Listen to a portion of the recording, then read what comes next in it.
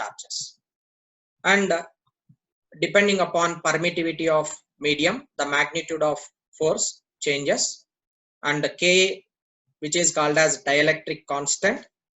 Dielectric constant is ratio of permittivity of medium with respect to permittivity of free space. Fine. Now we will be learning vector notation of Coulomb's law.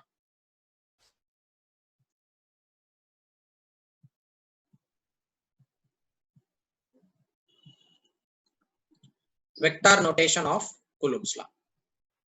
Now, as I told you, if there is a charge here which is Q1 and there is another charge which is Q2, and the separation between these two, it can be R12, and we are now about to calculate this force F12, right? Force acting on charge Q2 with respect to Q1. So how much force Q1 is exerting on the charge Q2?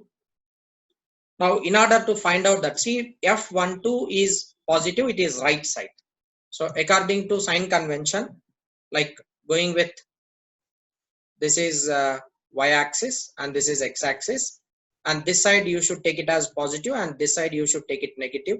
Above you should take it positive, below you should take it negative. This according to Cartesian coordinate system. I am using the sign convention for this force. Obviously F12 should be positive, and that is vector. So magnitude of this vector, however, can be simply written as K Q1 Q2 divided by R square. This is magnitude. Now what about vector notation? What about its direction? It is F12 bar. F12, that is vector which is acting along positive x direction. Now this can be written as K is constant, Q1 Q2 divided by the direction of this force F12 depends on the direction or the displacement vector between two charges, and that displacement vector, it can be R12, or you can simply take magnitude of R12 whole square, and its direction is along R12 cap, right? Because this direction, whatever the force direction which we are considering, that force direction depends upon the displacement vector between two charges Q1 and Q2. The displacement vector R12, it is along positive x-axis. So I am writing this vector as F12, which is in the direction of unit vector of the displacement, which is in the direction of unit vector of this displacement. So this direction and its direction, R bar and F bar, both are in the same direction. Now you can simply write unit vector R12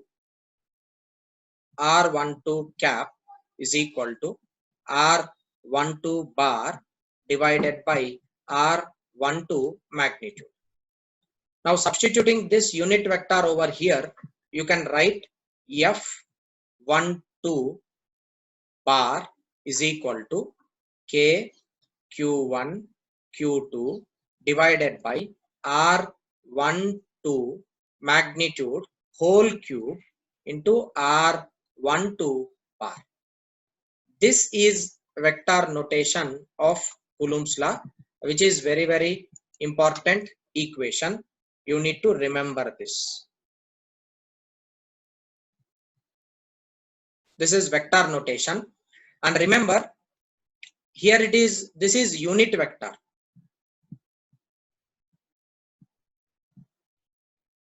When there is unit vector over here, in the denominator you have square term. Whereas if you are taking the displacement vector here, displacement vector is R12 bar. This is displacement vector. When you are taking displacement vector over here, in the denominator you will have cubic term. So this is the difference between two equations. Of course, this equation you need to know and this equation you need to know. Here, when you are replacing this unit vector, you will be getting R12 bar divided by R12 whole cube, right? This is vector notation of Coulomb's inverse square law, and that vector depends upon the displacement vector between Q1 and Q2 charges. Limitations of Coulomb's law, and these limitations you need to keep in your mind, and these limitations can be asked in theory questions. So pay attention towards this theory part. So first limitation is that Coulomb's law holds for stationary charges only. Stationary charges mean which are in rest. As we are dealing with static electricity, all the charges which we are here when we are discussing in electrostatics, we should by default consider that charges are in rest. So Coulomb's law holds good only when the charges are stationary, and remember this also. Coulomb's law is valid only for point charges. Coulomb's law is valid only for point charges. For extended charges, you cannot use Coulomb's law directly. So Coulomb's law is not valid for extended charges.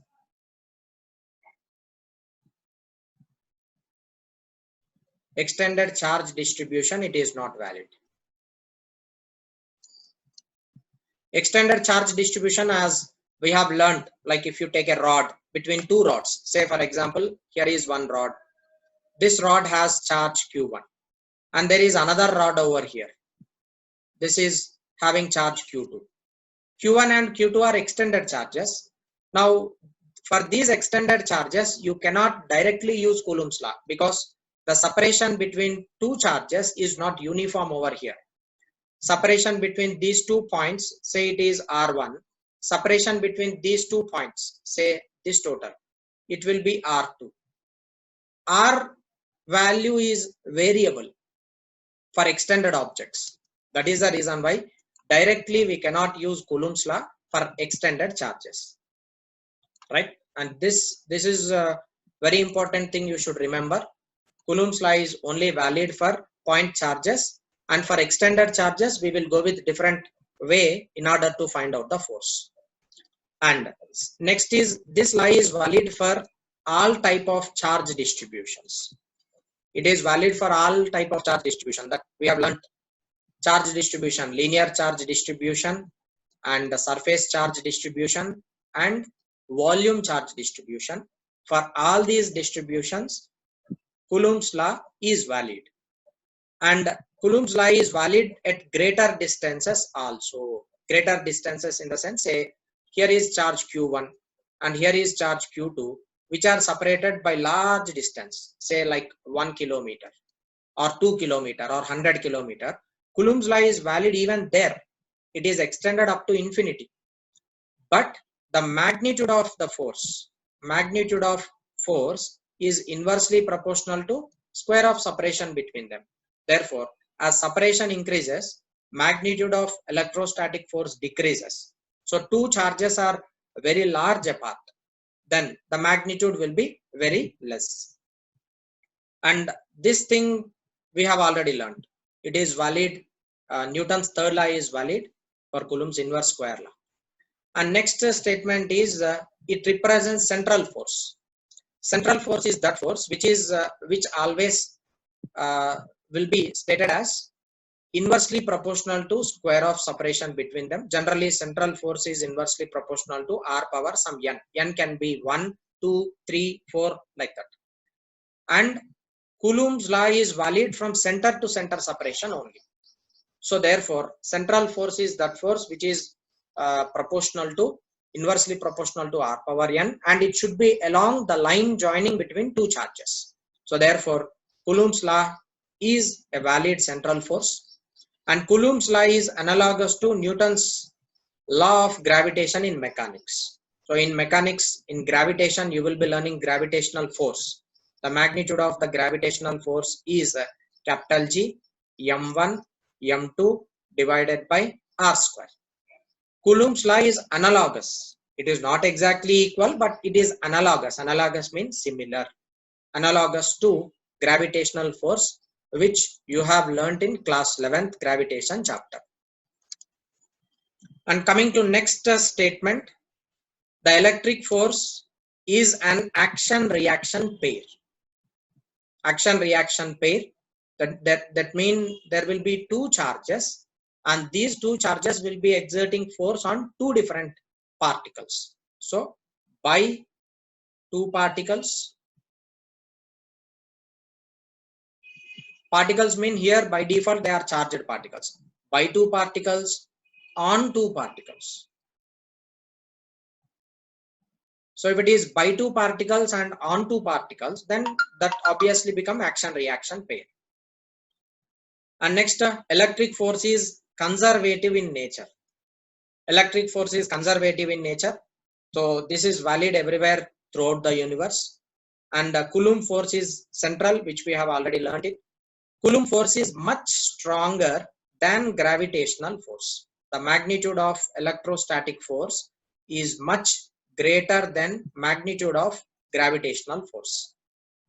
Right? These are the few limitations of Coulomb's inverse square law. Right? And I hope these limitations are clear and you should keep these in your mind. In yesterday's class, that means in the previous sessions, we have learned that when two charges are separated by certain distance, say for example, here is charge Q1 and here is charge Q2, both are separated by some distance, say R. Usually if it is air medium, then by default you can write equation as F is equal to 1 by 4 pi epsilon naught Q1 Q2 divided by R square. And remember, this equation almost in all slides I will be writing it so that that will be by default entering into your brain. Now what I do, I'll replace this Q1 Q2, the air between two charges, I will now replace it with some other medium. If I am placing it by other medium, then I can write simply F dash is equal to 1 by 4 pi epsilon into Q1 Q2 divided by R square. Force magnitudes are not, of course, they are not equal. F magnitude is not equal to F dash. This is what we have already learned. Now what happens if you are not completely changing the medium between two charges? Say for example, now I am taking two charges. Here it is Q1, here it is Q2. Separation between these two charges, say it is R. Now what I do, I'll take a dielectric medium and I will place it in between these two charges. And the thickness of these two thickness of this dielectric medium is T. The thickness of the dielectric medium is T, and the dielectric constant of this medium is K. Of course, you can write K as epsilon divided by epsilon naught. Now, what is the effective separation between two charges? See, previously, if there is no dielectric medium in between the two charges, then in such cases, you will be simply writing that as R square. If there is only air medium, you will be writing total separation as R.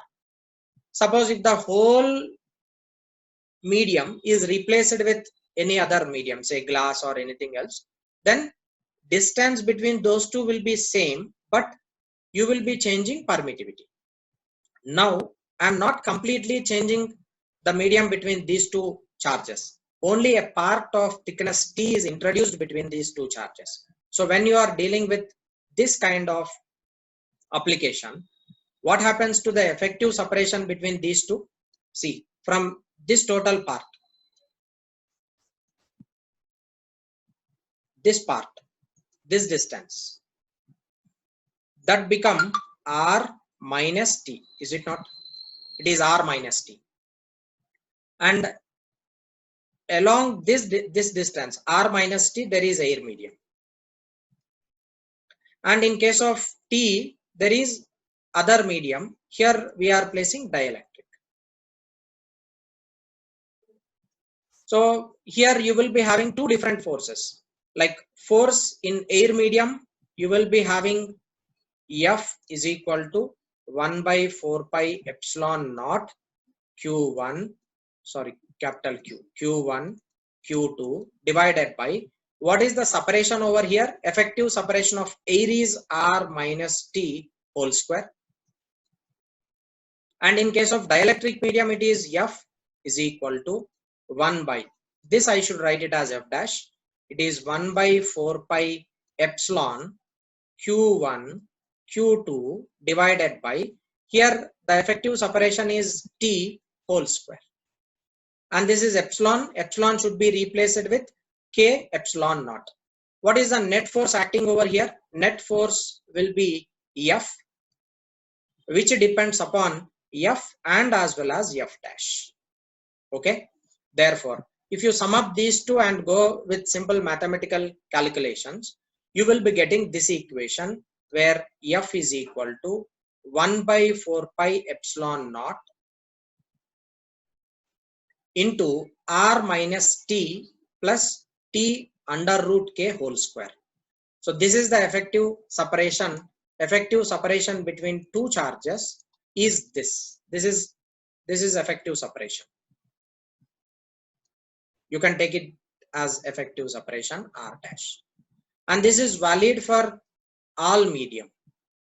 Any medium of dielectric constant K and thickness T, you can just use this equation and you can find out force acting between two charges.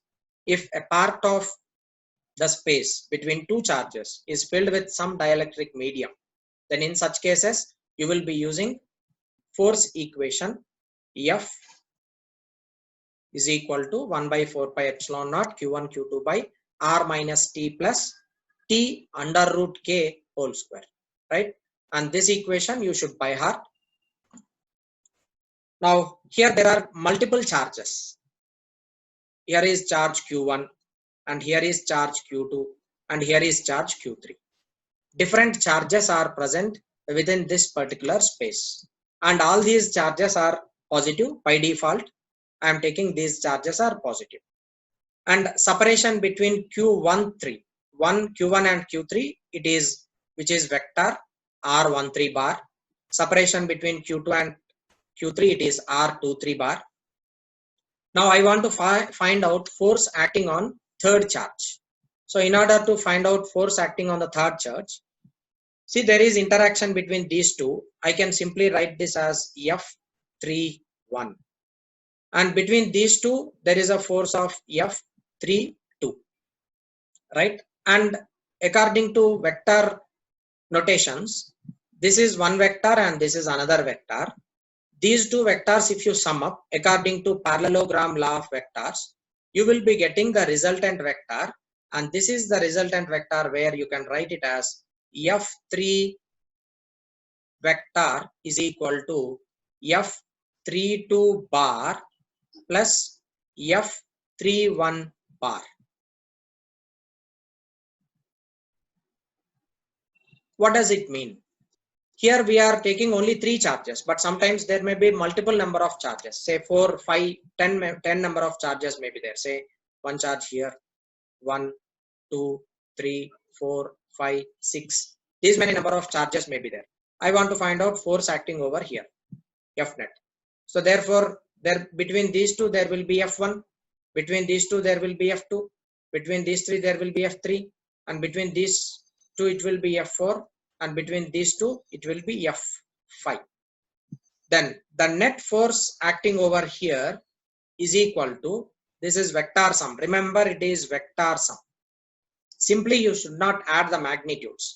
You should add the vectors, vector, because force is vector quantity. You should add the vectors over here. That is what stated by superposition principle.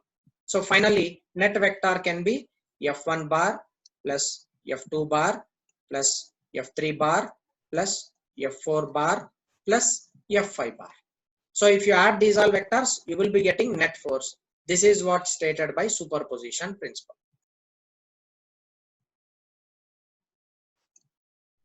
This is stated by superposition principle.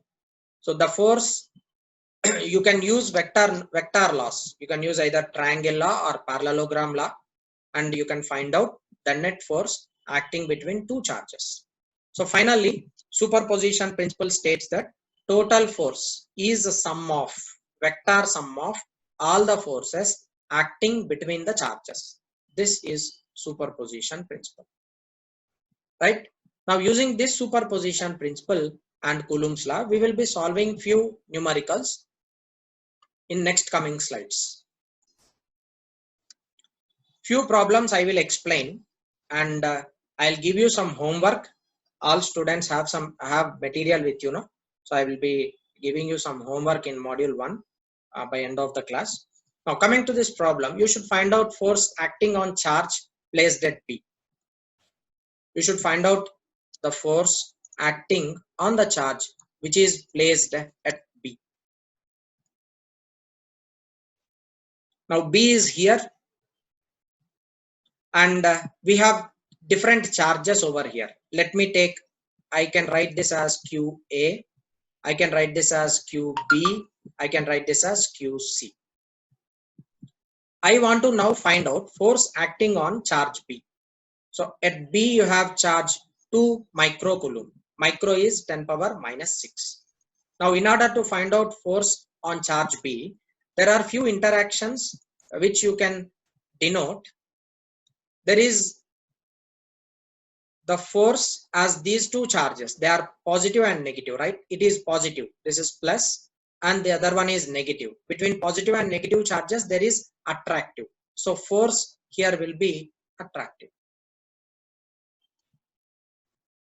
As force here is attractive, this attractive force will be in which direction? In this direction. That means Q3 charge will pull QB charge towards that particular charge, and this is FBC, and it is in which direction? Downward.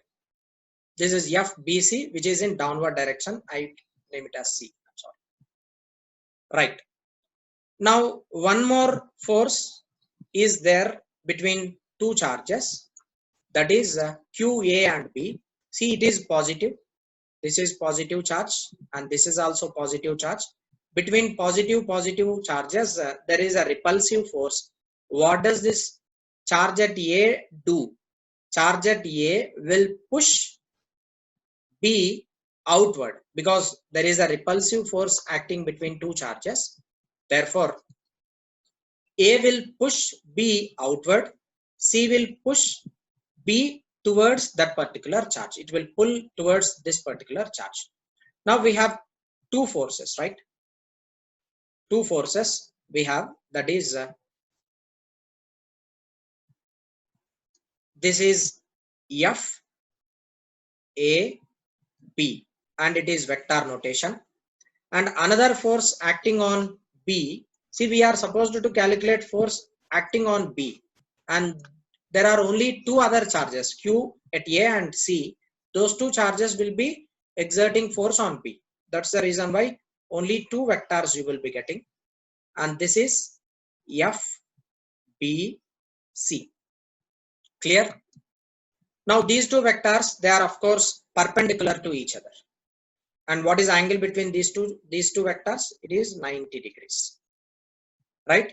As these two are 90 degrees, you can use a vector law. You can use vector law. So finally, you can simply write F net magnitude is equal to under root F AB whole square plus F BC whole square. plus 2 times FAB FBC into cos of 90. However, this term will become 0. Cos 90 is equal to 0. This term will become 0. So you need to now find out what is FAB and what is FBC, and you should just substitute that over here. Now let us find out what is FAB. Force between AB is equal to K value, it is already known. It is 9 into 10 power 9. And what about these two charges? See, already we are taking negative sign into consideration and we are giving the vector notation downward. So once again, you need not take that negative sign in this equation. So simply I'll take here charges as 2 microcoulomb into 2 microcoulomb divided by separation between those two, it is 2 centimeter whole square. And this is equal to 9 into 10 power 9 into 4 into 10 power minus 6 become minus 12 divided by 4 into centi is 10 power minus 2, 10 power minus 2 whole square, it is 10 power minus 4, and this will be Newton. 4 and 4 gets cancelled. This minus 4, 10 power minus 4, 10 power minus 4, left will be 10 power minus 8. 10 power minus 8 and 10 power 9, remained will be only 10. Therefore, it is 90 Newton. This is FAB. Fine. Now let us find out sorry. This is FAC. I'm sorry. This is FAC. We are taking BC, FBC. I'm sorry. This is BC.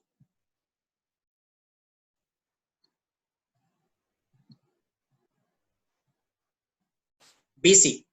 So I have substituted values of charges at B and C. Therefore, this becomes FBC. FBC is 90 Newton. And now coming to next FAB. FAB, it is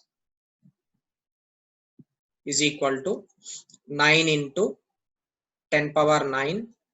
And what about the charges? 7 into 2 into 10 power minus 12 divided by 4 square is 16 into 10 power minus 4. And this is 10 power minus 8 left over here. And here it is 7 to 14. So finally left is 9 into 14 divided by 16 into 10.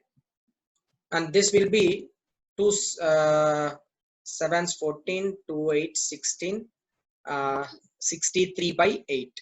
This is 63 by 8. That is 630 by 8. You can now even resolve this. 8. You can divide this 630 by 8 so that you will be getting FAB. Right? Substituting these values FBC and FAB in this final expression FNet. In this FNet equation, if you substitute those two values, you will be getting net vector, and that vector is in which direction? Obviously, that vector should be, I'll denote it with another sign, another color.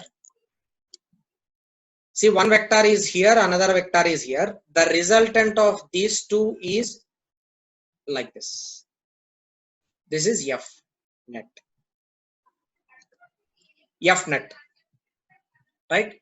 You can find out even direction of this net force also. The direction of net force, you can use parallelogram law and you can find out this direction of net force also. So this is the magnitude of force acting between two charges. Here we have one more application based on Coulomb's law and superposition principle. In this problem, there are 4 charges and those 4 charges are placed at vertex of a square. So at 4 corners of the square, you have 4 different charges.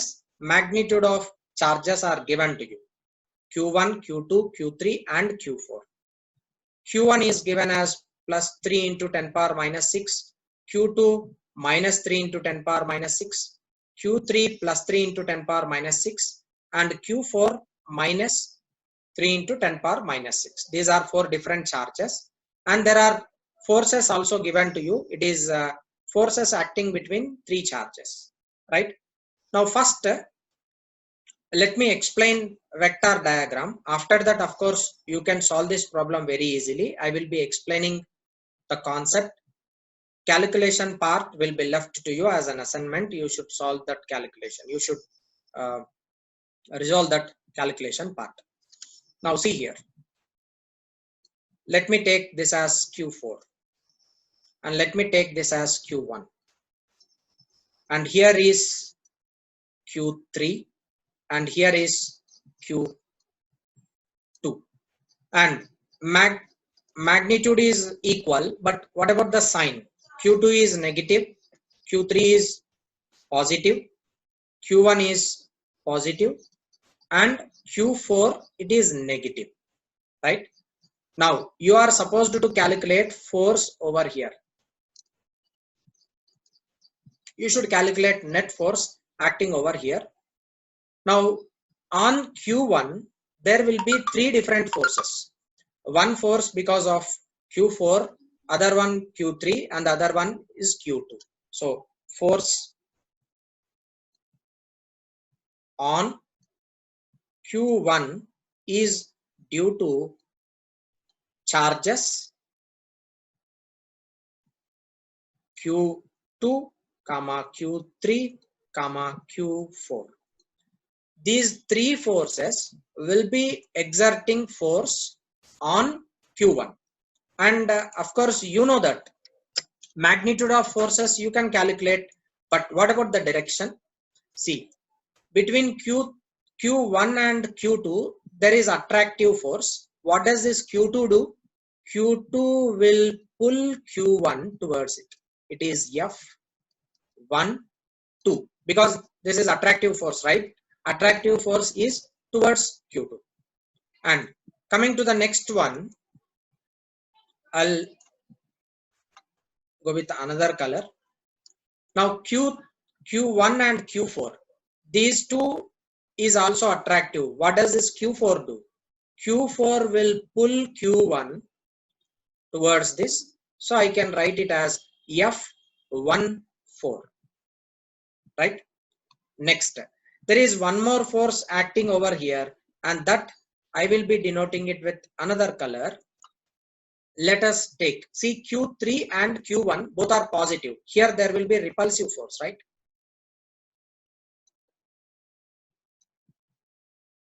The force acting between these 2, it should be repulsive, and repulsive will be outward. That is what this side. F1 and 3. F13. 3 forces are in different directions.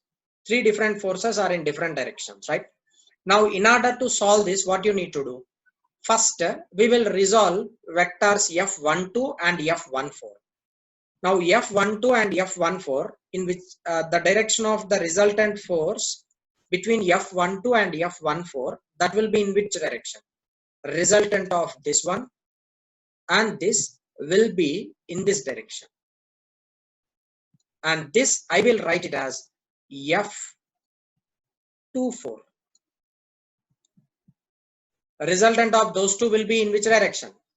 Opposite to that of F13. So F24 is opposite to F13. F24 and F13 both are opposite to each other. Now F net is equal to See, if you take F13 positive, then F24 you should take it as negative. This will be F13 bar minus F24 bar. F13 bar minus F24 bar, that gives you net force. Okay. So resultant of these two, F14 and F12, all the values are given to you. I can simply write F24 is equal to under root. F24, I can simply write it as 129.5 whole square plus 129.5 whole square. This will be equal to root 2 into 129.5. That is root 2 into 129.5. And what about the other one, F net, which is F13, this is equal to 64.7 Newton. So I can substitute these values over here. So F net is equal to F13, I am taking it positive, so it is 64.7 minus root 2 is 1.4 into 129. I am rounding this to 130. 129.5, I am just rounding it for simplicity calculation. I am rounding it to 130. So this gives you 13 into 14. So 4 3 is 12, 4 1 is 4, plus 1 5, and this is 3 and 1 2 8 1. This is equal to 64.7 minus 182. So final answer you can write it as minus 182 minus 64. 182 minus 64 gives you, it is 8 1 and 1.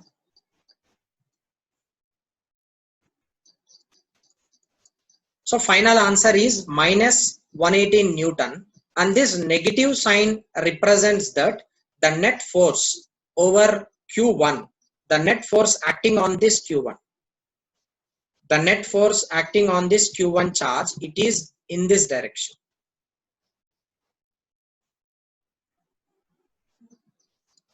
F net, as it is final answer, it is negative. F net will be equal to minus of 118 Newton. That is final answer for this particular problem.